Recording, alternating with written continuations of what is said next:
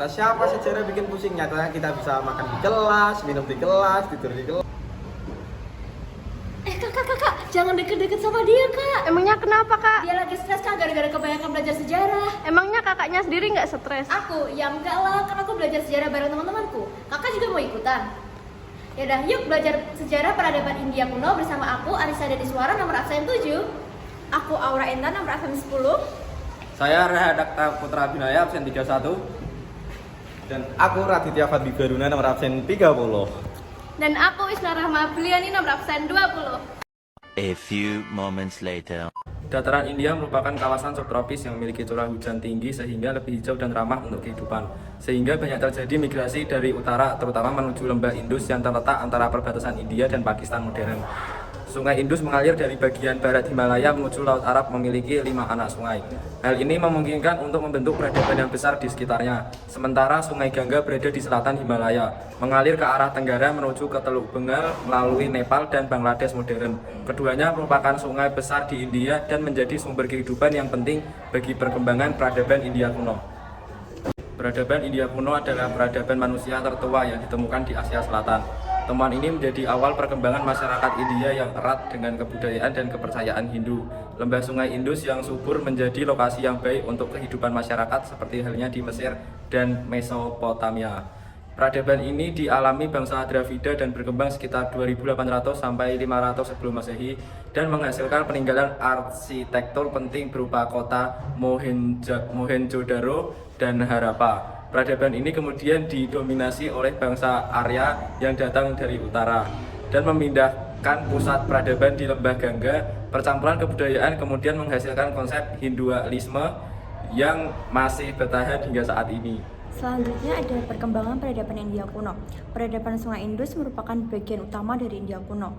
Diperkirakan berlangsung sejak 3000 sebelum Masehi dengan penduduknya adalah bangsa Dravida. Bangsa Dravida sendiri memiliki ciri fisik berkulit gelap, bibir tebal, hidung pesek, mata coklat, dan postur tubuh yang relatif pendek. Masyarakat Dravida mengembangkan sistem kehidupan yang maju dengan irigasi, tata kota yang baik, dan kehidupan yang menetap. Selanjutnya adalah bangsa Arya yang datang dari wilayah Kaukasus sekitar Laut Kaspia. Mereka adalah bangsa peternak nomado yang berpindah ke selatan untuk menemukan kehidupan yang lebih baik sekitar 2500 sebelum Masehi. Pada 1200 sampai 1500 sebelum Masehi, bangsa Arya menyerang Dravida dan mengambil alih penduduk atas lembah Indus. Percampuran keduanya menimbulkan budaya baru yang menjadi cikal bakal dengan Hinduisme. Kemudian, peradaban Indus menurun akibat banjir yang tidak terkontrol. Selain itu, karena meluasnya pengaruh kekaisaran Persia pada abad ke-6 sebelum Masehi juga menjadi salah satu pengaruh penduduk Indus berpindah ke Gangga. Diduga, bangsa India mulai memindahkan peradaban ke Sungai Gangga sejak 950 sebelum Masehi. Sistem kerajaan yang dikenal dengan Mahajanapada muncul di lembah Gangga dengan stratifikasi sosial kasta yang diterapkan secara umum. Masyarakat India terbagi menjadi pendeta, aristokrat, saudagar, dan kalangan kelas bawah. Peradaban Gangga merupakan periode akhir dari India kuno dan beralih menjadi kerajaan India.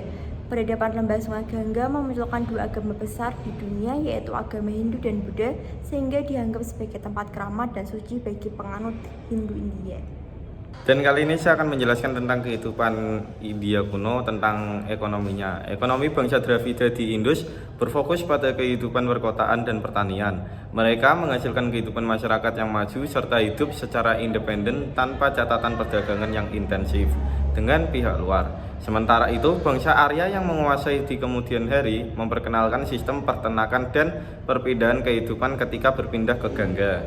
Masyarakat India kuno membangun sistem ekonomi yang baru, yaitu perdagangan antar bangsa.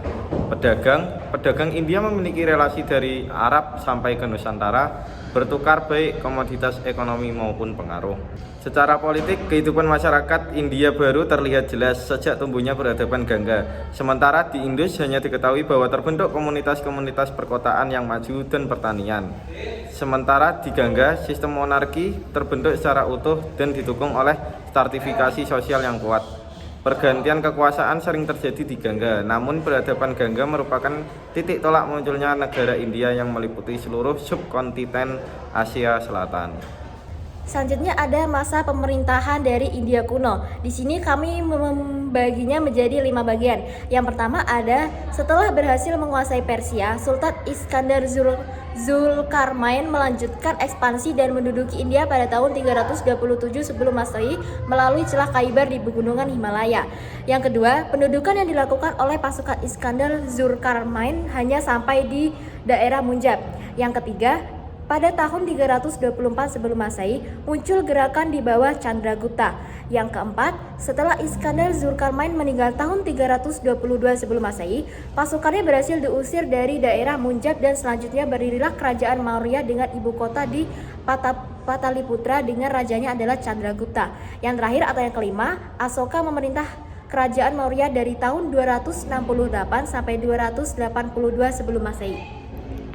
Kemudian ada agama Hindu dan Buddha. Hinduisme adalah buah dari percampuran kebudayaan antara Dravida dan Arya yang menguat penggunaannya setelah munculnya peradaban Gangga.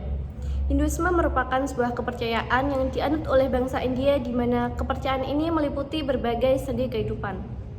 Agama Hindu juga meninggalkan beberapa kitab penting yang menjadi acuan praktek keagamaan, termasuk banyak dewa-dewi yang melingkupi kehidupan bangsa India. Sementara Buddhisme muncul sebagai ide reformasi dari Hindu melawan stratifikasi sosial yang kaku dan sistem dewa-dewi yang dirasa tidak tepat. Peradaban India kuno menjadi awal dari munculnya salah satu kepercayaan besar di dunia modern. Selanjutnya ada peninggalan dari peradaban India kuno. Yang pertama ada Mohenjo-daro dan Harappa. Mohenjo-daro dan Harappa adalah dua kota utama di wilayah Indus yang dianggap memiliki teknologi maju pada masanya. Keduanya memiliki struktur kota yang rapi, berikut dengan sanitasi dan penataan sesuai peruntukannya. Kota ini dibangun oleh bangsa Dravida dan menjadi pusat utama kehidupan utama mereka sebelum diserbu oleh bangsa Arya. Kota ini juga menjadi sumber utama penemuan lain seperti teks-teks kuno, fosil, dan beberapa benda seni dibandingkan kota-kota di Mesir dan Mesopotamia misalnya. Kedua kota ini juga menunjukkan teknologi yang maju dalam sistem perkotaan. Kemudian ada arca dan ukiran. Peradaban di Indus juga menghasilkan arca-arca yang berfungsi sebagai hiasan kota ataupun pemujaan. Selain itu ditemukan pula ukiran-ukiran yang memiliki bentuk tertentu atau tag khas bangsa India. Hal ini merupakan peninggalan yang unik karena secara seni berbeda dengan patung-patung yang ada dengan peradaban kuno lainnya. Secara umum jenis seni ini berkaitan juga dengan perkembangan Hinduisme di India. Sekian video informasi tentang peradaban India kuno yang dapat kita sampaikan. Apabila ada tutur kata yang salah dari kami, mohon dimaafkan. Kak, kata-katanya dong hari ini. Wah, kata-kata, sejarah tidak pernah benar-benar mengucapkan selamat tinggal. Sejarah mengatakan sampai jumpa. Paham? Papaya.